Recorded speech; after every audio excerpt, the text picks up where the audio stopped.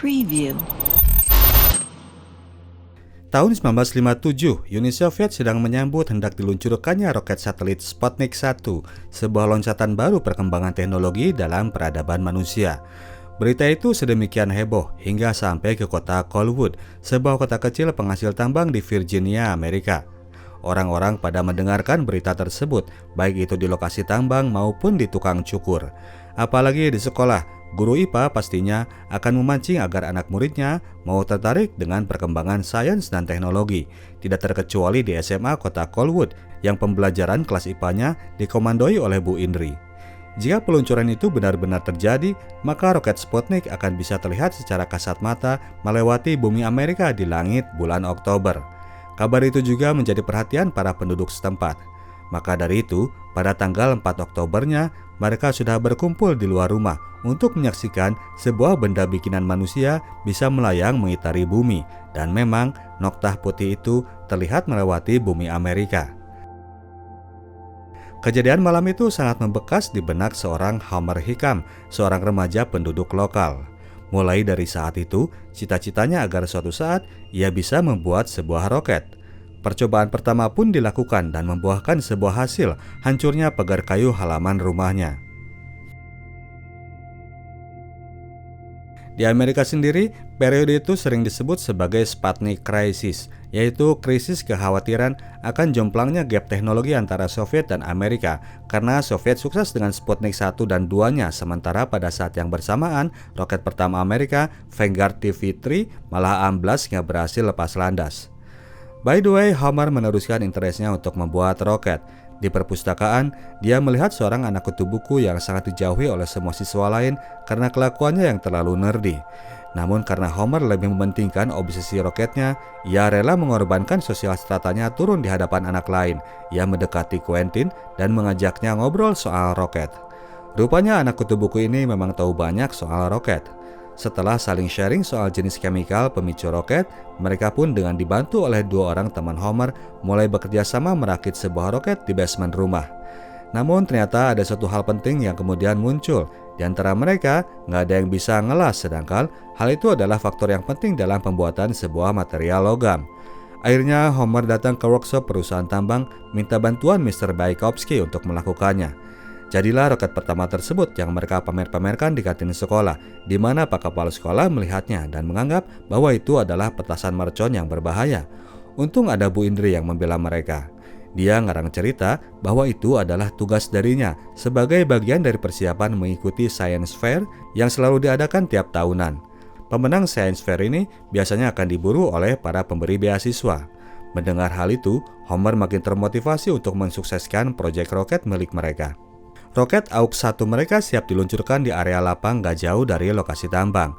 Ternyata roket itu kali ini berhasil lepas landas, namun meluncur gak karuan sehingga pada akhirnya mendarat tepat di depan kantor ayahnya. Tak pelak, Homer pun jadi dimarahi karena dianggap bikin keonaran. Roket bikinannya dibuang ke tong sampah. Sampai rumah, Homer masih gedeg karena tadi ayahnya waktu marah bilang bahwa ia pencuri properti perusahaan. Sementara ayahnya pun masih kesal karena dipicu oleh faktor internal kantor. Lokasi tambang mereka terancam hendak ditutup karena sudah dianggap kering, tidak mungkin produktif lagi. Alat-alat perkakas Homer sampai ia buang ke tong sampah. Setelah kejadian itu, Royle dan Odell, dua teman Homer, langsung jadi kapok untuk melanjutkan proyek mimpi tersebut. Homer sampai harus marah-marah agar mereka berdua mau lanjut karena ia sendiri gak mau stuck jadi pekerja tambang di Colwood seperti orang tua mereka. Ketiga teman ini sampai harus berantem jadinya. Namun Homer gak peduli dengan yang lain. Ia pun jalan sendiri menuju lokasi base percobaan mereka yang baru, meskipun ia harus jalan sejauh 8 km. Tapi rupanya yang lain gak tega juga membiarkan Homer jalan sendiri. Mereka pun gabung menuju Snake Root, sebuah lahan kosong yang nantinya akan menjadi area percobaan baru mereka. Jadi diharapkan roket mereka gak akan lagi nyocor kepala orang kalau nanti lajunya selebor kayak yang kemarin. Mereka pun bergotong royong untuk membangun sebuah gubuk lokasi untuk melindungi diri dari hantaman roket, dengan mengandalkan materi yang seadanya dan seringkali kayu-kayu curian dari toko setempat. Namun untuk urusan semen, pada akhirnya Homer harus kembali balik ke bokapnya. Barangkali di kantor tambang ada sisa-sisa semen yang gak kepake.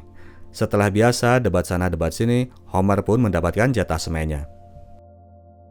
Homer dan kawan-kawan kembali menyiapkan sebuah roket, namun ternyata Mr. Baikovsky sekarang udah nggak kerja di workshop.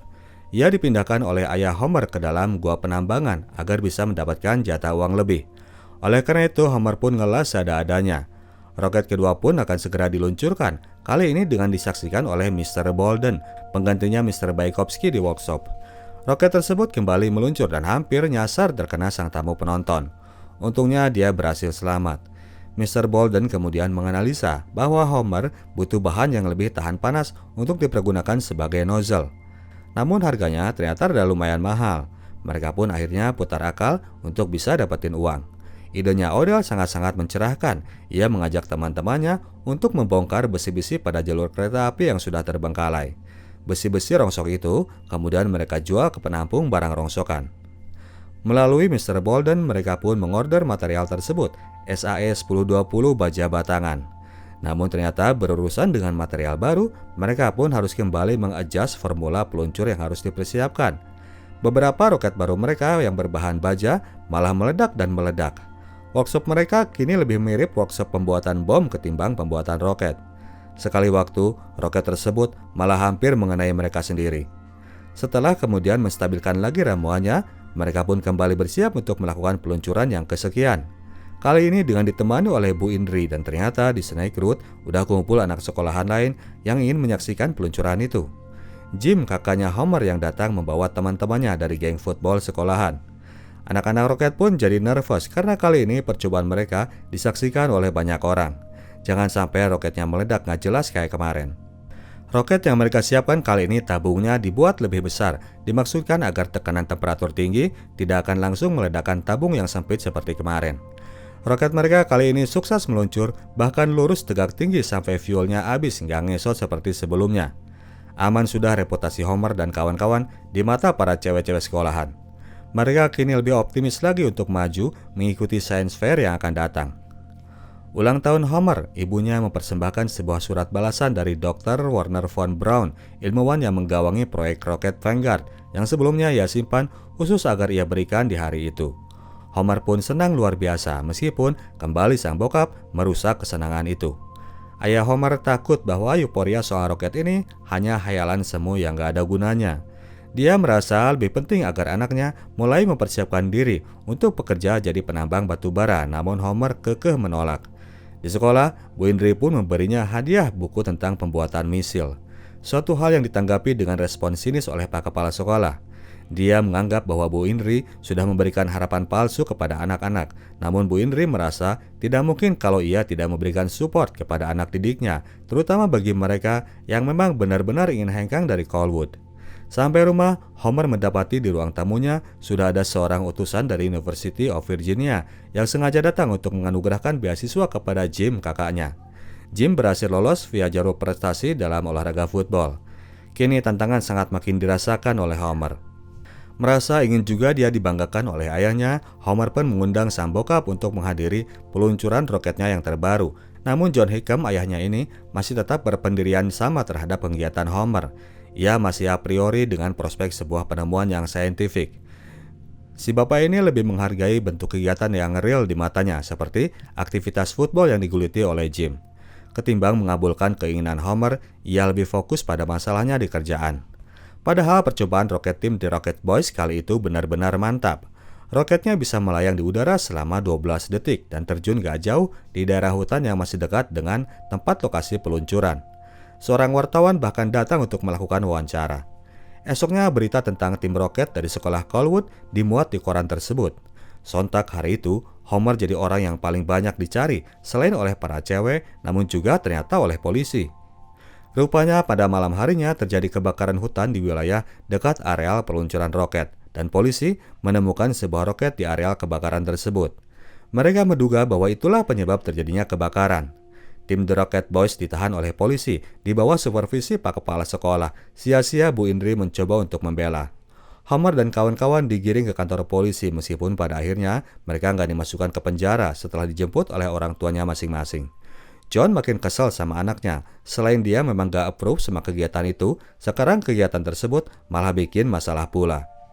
Kali ini dengan sangat terpaksa, Homer dan kawan-kawan benar-benar menutup impian mereka untuk maju ke Science Fair.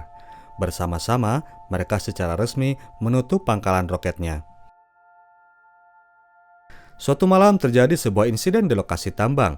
Wilayah lorong penambangan runtuh sehingga menyebabkan Mr. Baykovsky meninggal. Sementara John Hickam, ayahnya Homer, masih selamat meskipun kepalanya mengalami gegar otak karena tertimpa oleh bebatuan.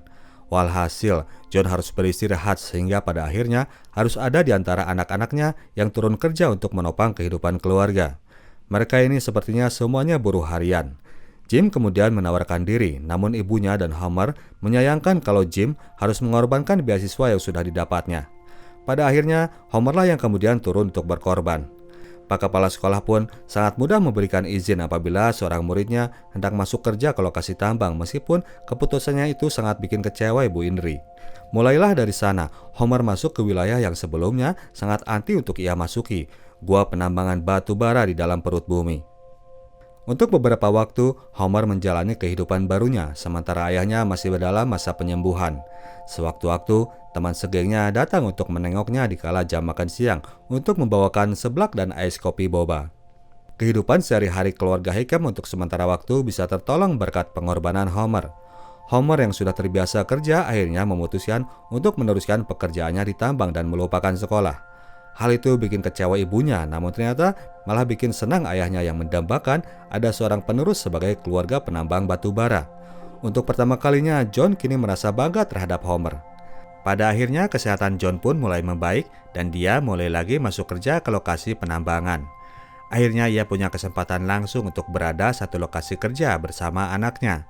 Bukan main bangganya John menjalani hari kebersamaan itu.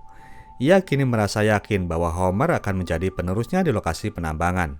Kebetulan, Homer pun kini udah sampai pada titik di mana ia percaya bahwa takdirnya memang untuk menjadi pekerja tambang.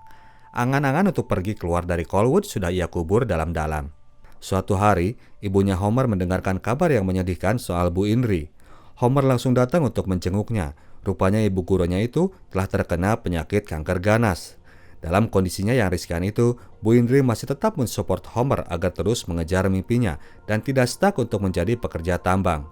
Homer pun kembali jadi termotivasi. Di rumah, ia langsung membuka buku misil hadiah Bu Indri dan melakukan sebuah hitungan. Beberapa hari kemudian, sepulang kerja, Homer nggak langsung pulang ke rumah. Ia datang ke rumah Quentin dulu dengan membawa perhitungannya. Homer melakukan perhitungan mengenai estimasi jatuhnya roket mereka yang terakhir yang membuat mereka harus melupakan science fair. Dari perhitungannya, bisa dibuktikan bahwa roket mereka bukan penyebab yang memicu kebakaran hutan. Esoknya, Homer yang kemudian menyatakan diri keluar dari pekerjaan mengajak Quentin untuk membuktikan perhitungannya. Mereka menjejaki langkah demi langkah ke arah di mana roket mereka diperkirakan terjun ke bumi. Mereka sampai di kedalaman hutan, di lokasi yang diprediksi menurut perhitungan, namun ternyata roket itu nggak ada di sana. Homer lalu teringat dengan kekuatan angin pada saat peluncuran. Dengan menambahkan faktor kekuatan angin, arah jatuhnya roket bisa jadi sedikit berbelok dari yang semestinya. Di aliran sungai kecil di dalam hutan tersebut, roket AUK-13 masih tertancap di permukaan bumi. Esoknya mereka memboyong roket AUK-13 ke sekolah dan melaporkan temuan Homer kepada Bu Indri. Pak kepala sekolah jadi ikutan nimbrung melihat di kelas IPA para murid sedang bergerombol. Di sanalah Homer melakukan pembelaan dirinya mengenai kasus kebakaran hutan kemarin. Dia mempersembahkan perhitungannya di depan Pak kepala sekolah. Untuk lebih meyakinkan lagi, mereka pun kemudian pergi bersama ke kantor polisi melihat barang bukti kejadiannya. Ternyata itu memang bukan roket bikinan murid. Penyebab kebakaran hutan adalah sebuah flare udara yang dilepas oleh sebuah pesawat terbang. Kebetulan lokasi kebakaran hutan kemarin berdekatan dengan sebuah bandara. Fix sudah, Homer dan kawan-kawan lepas dari tuduhan sebagai biang kerok kebakaran hutan. Pak kepala sekolah pun langsung menyuruh Homer untuk menghadap ke ruangan kerjanya. Untuk menjadi peserta science fair, maka seorang peserta harus terdaftar sebagai murid dari sebuah sekolah. Homer akan dikirim pihak sekolah untuk mengikuti science fair di tingkat daerah dulu. Pertemuan geng roket kembali dilakukan di basement rumah, namun meeting kali itu harus terinterupsi oleh kehadiran John Hickam. Dia menyeru semua teman Homer untuk segera pulang, sementara dia akan menginterogasi Homer dulu tentang rencana masa depannya. John masih bisa memaklumi kalau roket-roketan ini adalah hobinya Homer, tapi untuk urusan kerja, kejadian bolos tadi sangat-sangat tidak bisa ia tolerir. John meminta agar Homer malam ini segera masuk kerja untuk ganti shift sama Jake. Barulah di sini Homer bilang sama ayahnya bahwa ia keluar dari kerjaan. Roket-roketan bukan sekedar hobi, tapi sudah jadi jalan hidupnya. Ia tidak ingin masuk ke perut bumi seperti ayahnya. Ia ingin terbang ke angkasa. John kali itu tidak bisa berkata apa-apa. Acara Science Fair tingkat daerah dilangsungkan dan timnya Homer berhasil menang dengan mutlak. Amateur Rocket Building Technique, begitu nama yang diusung sebagai nama karya ilmiah anak-anak dari Big Creek High ini. Dengan demikian, resmi sudah Homer and the Gang terpilih untuk mewakili negara bagian mereka untuk mengikuti Science Fair tingkat nasional. Pak Kepala langsung meminta mereka untuk berkoordinasi, memilih salah seorang perwakilan dari mereka. Ternyata, hanya satu orang saja yang bisa dikirim, mengingat keterbatasan budget. Pada akhirnya siapa lagi yang akan maju kalau bukan Homer? Sementara itu, di lokasi tambang sendiri sedang terjadi sebuah perkembangan. Efek dari makin tipisnya produksi batu bara, John sebagai pimpinan situs tambang tidak mau memberikan tuntutan pegawai yang minta kesesuaian hak antara buruh lepas dan buruh anggota serikat kerja. Mogok kerja pun terjadi. Sementara mogok kerja terjadi, di rumah pun tensi makin meninggi. John yang sedang kesal menghadapi protes dari bawahannya harus pula menghadapi kesibukan Homer yang sedang bersiap pergi ke Indianapolis. Tensi makin meninggi ketika kemudian salah seorang pegawai melempar batu ke kaca jendela rumah. Saat itu pula Homer protes terhadap omongan sinis ayahnya terhadap kesibukannya. Dianggapnya bahwa ia nggak peduli urusan kisruh kekacauan di pabrik. Terjadi pertengkaran hebat antara kedua ayah anak ini. Itulah yang Homer dapat sebagai pengantar kepergiannya menuju Science Fair tingkat nasional. Hanya ketiga teman gengnya saja yang mengantarkan dia ke dalam bus. Bersama puluhan siswa lain dari seluruh penjuru Amerika, Homer pun bergabung dalam Science Fair tersebut. Di sana mereka diharuskan mengurus booth masing-masing dan mempresentasikan apa yang menjadi karya ilmiah mereka terhadap pengunjung. Hari pertama dijalani Homer dengan lancar dan penuh optimis. Hari kedua dibuka dengan sebuah fakta yang miris. Barang-barang spare part roket milik Homer yang dipajang di dalam booth telah raib habis dicuri. Homer melaporkannya kepada teman mereka di sekolah. Tindakan harus segera dilakukan, mengingat jadwal pencurian adalah esok hari. Anak-anak kemudian melapor kepada Mr. Bolden dan Mr. Bolden melapor kepada emaknya Homer. Sebagai emak-emak yang pemberani, ibunya Homer menerobos barisan pendemo masuk ke lokasi pabrik untuk menemui suaminya. Ia menceritakan kondisi anaknya sekarang di lokasi Science Fair yang sedang menghadapi masalah. Ibunya Homer meminta agar suaminya meluluskan permintaan para pekerja agar pabrik bisa kembali beroperasi. Dengan demikian, Mr. Bolden bisa langsung masuk ruang workshop dan langsung bisa membikinkan spare part roket untuk Homer. Mama memang kalau urusan anak saklek sudah. Suaminya yang bisa bicara soal idealisme kerja bla bla bla gak masuk di kuping. Ia mengancam akan meninggalkan John kalau suaminya gak mau menolong anaknya. Ribut-ribut demo pun berhenti dalam sekejap karena kepentingan seorang anak yang sedang mengikuti Science Fair. Para pekerja langsung mulai bekerja lagi. John langsung menyuruh Mr. Bolden untuk melakukan tugasnya. Mr. Bolden pun langsung membubut si bajabat tangan untuk membuat laval nozzle. Malam harinya, sang nyokap dengan ditemani orang pabrik sudah bisa memberi kabar bahwa nozzle-nya sudah beres dan bisa diantar dengan bis subuh esok hari. Esok harinya, Homer sudah bisa melakukan presentasi lapal nozzle-nya di hadapan para juri Science Fair untuk kemudian duduk bersiap menunggu pengumuman pemenang. Pemenang kedua diumumkan, seorang anak cewek dari Oregon berhasil naik podium.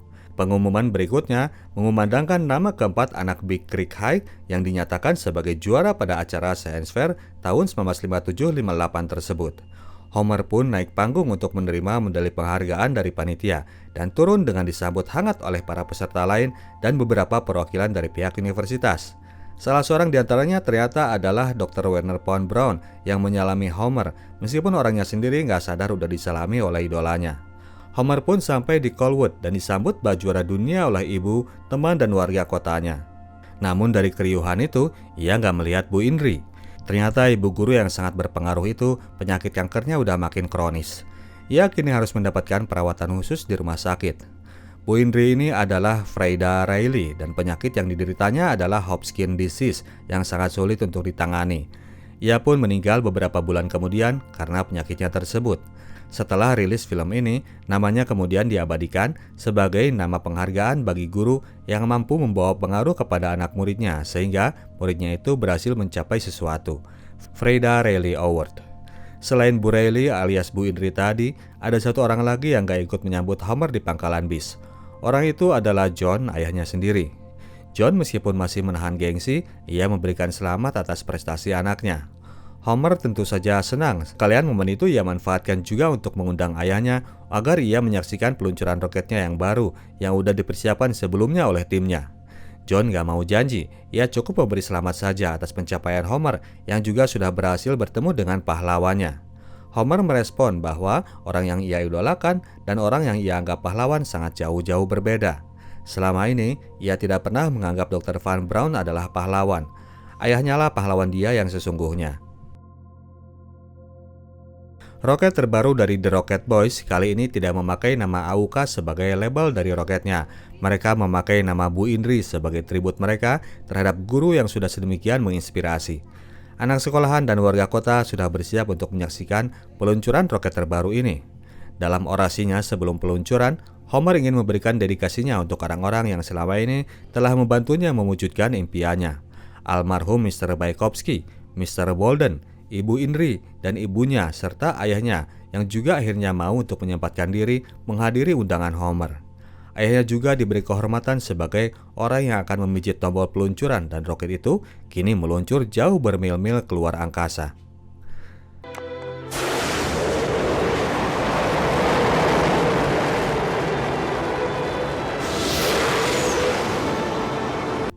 Pada akhirnya semua anggota The Rocket Boys asal kota kecil ini bisa menjadi lulusan universitas dan sukses. Quentin menjadi chemical engineer di sebuah perusahaan oli. Roy Lee menjadi bankir dan membuka dealer mobil. Odell menjadi pemilik dari sebuah perusahaan asuransi dan Homer berakhir menjadi engineer di NASA. John meninggal tahun 1976 karena penyakit paru-parunya yang menghitam karena terlalu banyak bergelut di galian tambang. Kota Colwood sendiri pada tahun 1965 memang benar-benar bangkrut karena lokasi tambang mereka akhirnya ditutup. Oke, demikianlah ceritanya bro dan sis. Kita tim Sinotalk cabut dulu. Sampai jumpa di video kita selanjutnya. Ciao.